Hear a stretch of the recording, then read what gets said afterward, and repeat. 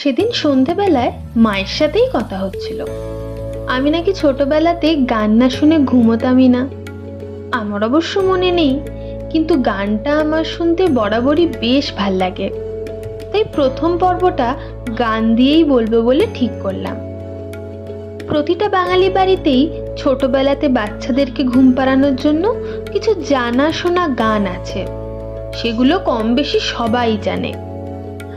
যেমন আয় ঘুম যায় ঘুম, আয় আয় চাঁদ মামা টি দিয়ে যা, তারপর খোকা ঘুমোলো পাড়া জুড়োলো, বুলবুল পাখি ময়না টিয়ে, আরো কত কি।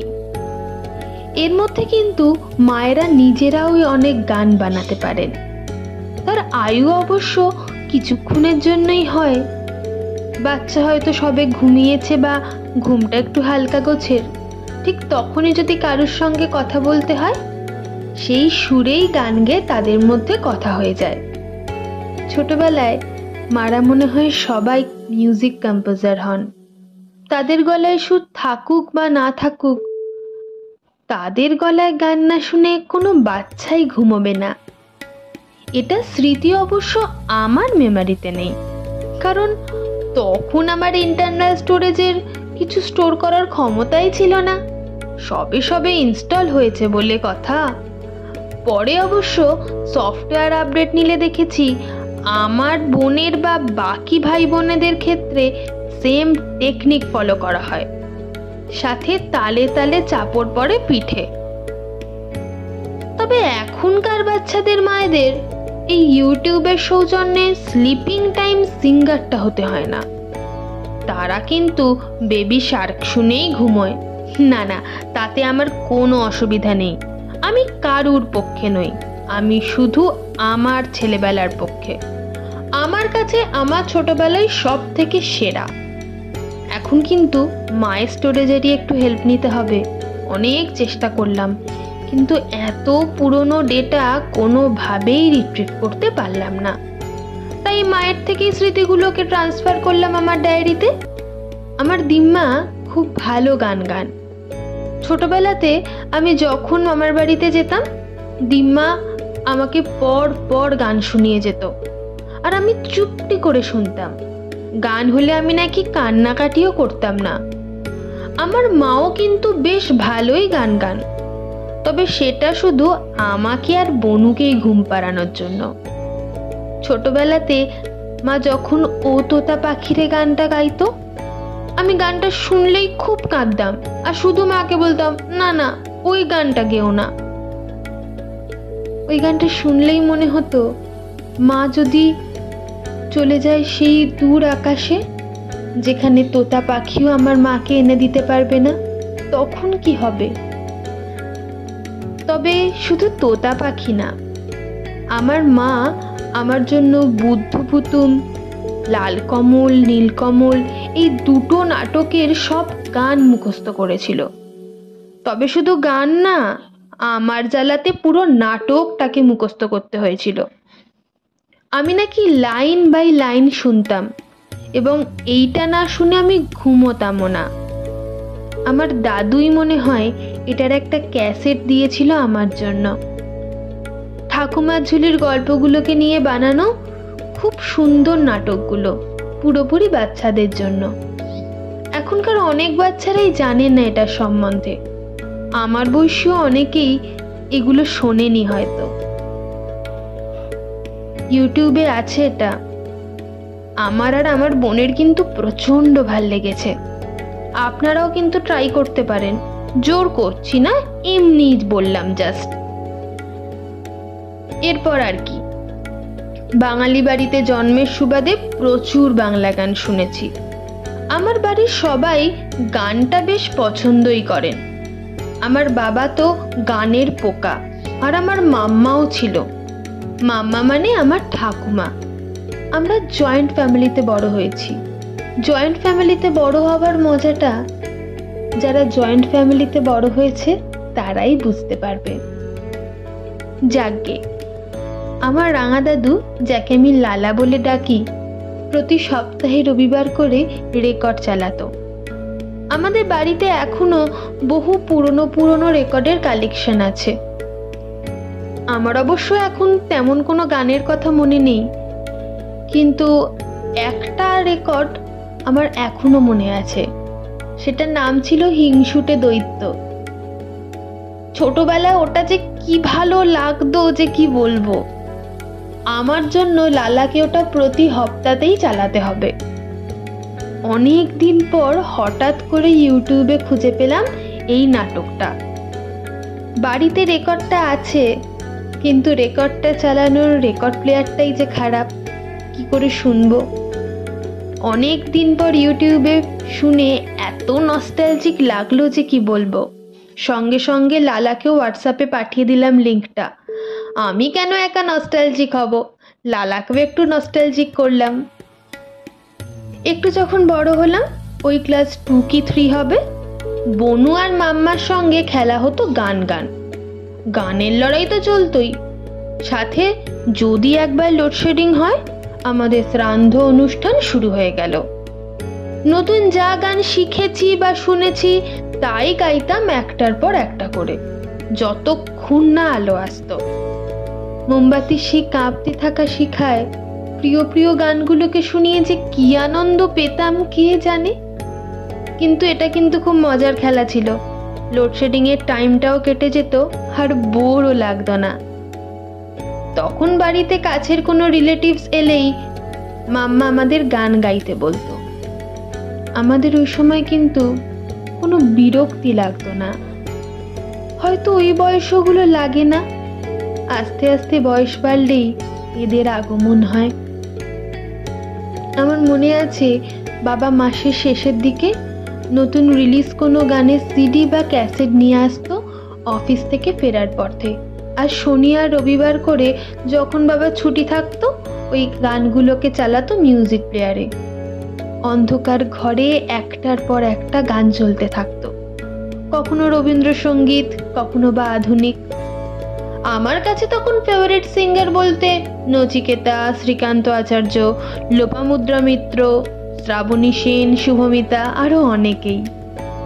শ্রীকান্ত আচার্যের বৃষ্টি তোমাকে দিলাম এই অ্যালবামটা শুনলেই সেই ছোটবেলার কথা মনে পড়ে যায়। আমার সারাটা দিন মেঘলা আকাশ বৃষ্টি, তোমাকে দিলাম, এই গানটা তো আমার অল টাইম ফেভারিট। তবে এই অ্যালবামের আরো একটা গান ছিল, কেউ বলছে কিছু বলছে। এই গানগুলো শুনলেই যে কি সব আজগুবি ভাবনা আমি ইমাজিন করতাম, মানে কি বলবো, এখন মনে পড়লে আমার নিজেরই হাসি পায়। সিডি ক্যাসেট গুলো এখনো আছে, কিন্তু সেগুলো চালানোর মিউজিক প্লেয়ারটা আর নেই। এখন সেরকম করে আর কোনো অ্যালবামও বের হয় না, আর বাবাও নিয়ে আসেন না। তাই একসাথে বসে গান শোনাটাও অনেকটাই কমে গেছে। আমার নিজেকে খুব লাকি মনে হয়। আমি যেমন রেকর্ড দেখেছি, তেমন সিডি ক্যাসেটও দেখেছি, আর এখন তো ইউটিউব, স্পটিফাই আছেই। কিন্তু ছোটবেলাতে ওই গানগুলোর শোনার আগের যে প্রস্তুতিটা ছিল, ওটা হতো একদম অন্যরকম। তখন নতুন কোনো সিডি আনলেই একসঙ্গে বসে শোনা হবে। বাবা ওই রাতের দিক করেই চালাতো, আমাদের পড়াশুনো হয়ে গেলে। একটা গোটা সপ্তাহ অপেক্ষা করতাম এই সময়টার জন্য। এখন এই অপেক্ষাটাকেই সব থেকে বেশি মিস করি। হয়তো এই অপেক্ষাটা ছিল বলেই আজও সেই পুরনো গানগুলো শুনলেই আগের মতো এক্সাইটেড লাগে। গানগুলোকে আর পুরনো বলে মনে হয় না। অপেক্ষাটা মনে হয় সত্যিই খুব জরুরি। এরপরে এলো বাংলা ব্যান্ড। যদিও আমার ক্ষেত্রে ভূমির হাত ধরেই প্রথম পরিচিতি বাংলা ব্যান্ডের সঙ্গে। মহিনের ঘোড়াগুলির সঙ্গে পরিচিতি ঘটেছিল অনেক পরে, প্রায় বড় হয়ে। কিন্তু বারান্দায় রোদ্দুর ছিল আমার আর বনুর ফেভারিট। তখন কেউ যদি গান শুনতে চাইতো, তাদেরকে এই গানটাই শুনতে হতো। যাত্রা শুরু, এই অ্যালবামটাই মনে হয়েছিল ভূমির প্রথম অ্যালবাম, এবং এর প্রতিটা গান ছিল আমার মুখস্থ। কতবার যে শুনেছি গানগুলো তার কোনো হিসেব নেই। এই গানের প্রতি ভালোবাসাটা দেখেই মা আর মাম্মা ঠিক করলো আমাদের গান শেখাবে। প্রথম প্রথম আমাদেরও খুব মজা। বাড়িতে একটা পুরনো হারমোনিয়াম ছিল, সেটা দিয়েই শুরু হলো গানের ক্লাস। গান শেখাতে আমাদের কাকিমা আসতো। বেছে বেছে সব থেকে সুন্দর ডায়েরিটাকে গানের খাতা বানানো হলো। প্রথম প্রথম সারেগামাপা সারগাম দিয়ে শুরু হলো গান শেখা, যেমন হয় আর কি। তারপরে ইমন রাগ, ভৈরবী। প্রথম 1-2 মাস খুব মন দিয়ে রেয়াজ হচ্ছে। সকালবেলা ঘুম থেকে উঠেই চলছে গানের প্র্যাকটিস। কিন্তু 1-2 মাস পরেই শুরু হলো বোর হওয়া। আর ভাল লাগছে না সব সারগাম রাগ টাগ। কবে যে গানটা শেখাবে তারই অপেক্ষায় পাগল হয়ে যাচ্ছি আমরা। অবশেষে প্রথম গান তুললাম, ও সোনা ব্যাং ও কোলা ব্যাং।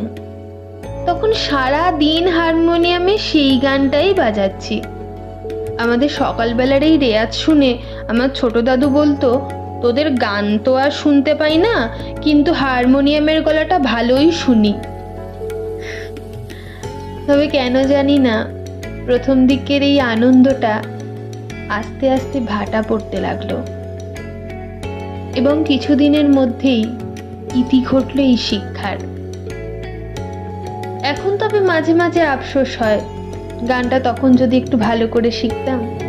তবে জীবনে আফসোস করে কোনো লাভ নেই, তখন যা হওয়ার হয়ে গেছে, থাক সেসব কথা। ছোটবেলার সকালগুলো শুরু হতো গান দিয়ে। আমাদের ছোট দাদু, আমি বুই বলে ডাকি, প্রায় প্রতিদিনই সকালবেলাতে রেডিও চালাতো ফুল ভলিউম করে। সকালের কাজকর্মর সাথে এফএমটাও কেমন ওতপ্রোতভাবে জড়িয়ে গেছিল। তবে শুধু সকাল শুরুতেই নয়, স্কুলে যাওয়ার পথে কি আসার পথে ফুলকারে চলতে থাকতো এফএম। গানের ছন্দে ছন্দে এর বাড়ি থেকে ওর বাড়ি ঘুরে ঠিক পৌঁছে যেতাম স্কুলে। আর স্কুলে গিয়েই সেই অ্যাসেম্বলি লাইনের প্রেয়ার। তখন যতই বিরক্তিকর লাগতো না কেন, এখন ওইটাকেই সব থেকে বেশি মিস করি। সত্যি, এটা না শুধু স্কুলেই হতো। এরপরে কলেজ, ইউনিভার্সিটি কোনো কিছুতে কিন্তু এই জিনিসটার ফিল পাওয়া যায় না। সেই লাইনে দাঁড়িয়ে এক একজন এক এক সুরে এক এক স্কেলে শুরু করতো প্রেয়ার। আর গরমের সময় তো তার লয় ছুটতো রাজধানী এক্সপ্রেসের স্পিডে। সেই ধুনগুলো মনে পড়লে আবার ফিরে যেতে ইচ্ছে করে অ্যাসেম্বলি হলে, আর লাইনে দাঁড়িয়ে গলা ছেড়ে গেয়ে উঠতে ইচ্ছে করে, হে আমাদের সর্বস্ত পিতা, তোমার নাম পবিত্র হইয়া মান্য হোক, আমেন। গরমের ছুটির সময় মামার বাড়িতে দুপুরগুলো কাটতো একদম অন্যরকম করে। তখন আমার খেলার সাথী ছিল গান। আমাদের মামার বাড়ি একদম নর্থ কলকাতায়। দুপুরে খাওয়া দাওয়ার পর দিম্মারা সবাই হয়তো ঘুমোচ্ছে বা কেউ গল্প গুজব করছে, বনুও হয়তো তখন ঘুমোচ্ছে। সেই নিঃসঙ্গ দুপুরে আমার সঙ্গী ছিল আমার ছোট মাসির আইপড। এখনকার ইয়ারপডের সঙ্গে কিন্তু তার কোনো মিল নেই। খুব বেশি হলে 1 GB মতো হয়তো তার স্টোরেজ স্পেস ছিল। নিজের ইচ্ছে মতো গানটাতে লোড করা যেত, আর তার সাথেই একটা হেডফোন কানেক্ট ছিল। সেই সিলভার কালারের ছোট্ট আইপড অনেক কিছু সাক্ষী। ওর মধ্যেকার এক একটা গানের সাথে এক একটা গল্প জড়িয়ে আছে। সেই নিরলস দুপুরে বারান্দার ধারে বসে বসে সেই যে হলুদ পাখির গান শুনতে শুনতে হারিয়ে যেতাম সেই শৈশবের সকালে, যেখানে দুপুরগুলো কাটতো বুড়ো মাঝির নৌকাতে আর ভাঙা মন্দিরেতে গুপ্তধনের সন্ধান করে। ওই আইপড আমাকে চিনিয়েছিল বাকি বাংলা ব্যান্ডের সাথে। তখন যেমন জুজুকে ভয় পেতাম, তেমনি এটাও মাথায় থাকতো, দুধ না খেলে ভালো ছেলে বা মেয়ে হওয়া যাবে না। এর সাথেই এক ঝাঁক ইচ্ছে ডানার সাথে উড়ে যেতাম শহরের উষ্ণতম দিনে, পুরনো মিছিলের পুরনো ট্রামেদের সাথে আলাপ করতে। ধীরে ধীরে বড় হওয়ার সাথে সাথে নানান ভাষার নানান ধরনের গান শুনেছি কি শুনছিও এখনো। কিন্তু এই ছোট থেকে বড় হয়ে উঠবার প্রতিটা ধাপে কখন যে গানগুলো এসেছে তাদের নিজস্ব নিজস্ব এক একটা গল্প নিয়ে, তা বুঝতেই পারিনি। আপনাদেরও কি আছে নাকি এরকম কোনো গল্প যার সাথে এক একটা গান জড়িয়ে আছে, বা এমন কোনো গান যার সাথে অনেক গল্প জড়িয়ে আছে? ইচ্ছে হলে কিন্তু শেয়ার করতে পারেন। তবে আজকের মতো এই পর্বটির এখানেই ইতি টানি। জানি এটা অনগোয়িং প্রসেস, এর শেষ হবে না কখনো। জীবন এগোনোর সাথে সাথে আরো অনেক গান জুড়তে থাকবে এই প্রসেসের মধ্যে। কিন্তু এই পর্বটাকে শেষ না করলে যে পরবর্তী পর্বে যাওয়া যাবে না। তাই আজকের মতো বিদায় নিলাম। আসবো নতুন কোনো ছোটবেলার স্মৃতি নিয়ে পরবর্তী পর্বে। ততদিন সবাই ভালো থাকবেন, সুস্থ থাকবেন, আর ছেলেবেলাটাকে কিন্তু বাঁচিয়ে রাখবেন, ওটাকে মরতে দেবেন না। আমার ভিডিও যদি আপনাদের ভাল লাগে তবে লাইক করে শেয়ার করে দেবেন আপনাদের কাছের বন্ধু বান্ধব এবং আত্মীয়দের সাথে। তাতে হতেই পারে আমার মতো আরো অনেক 90s কিডরাও মিল পেল তাদের ছেলেবেলার সাথে।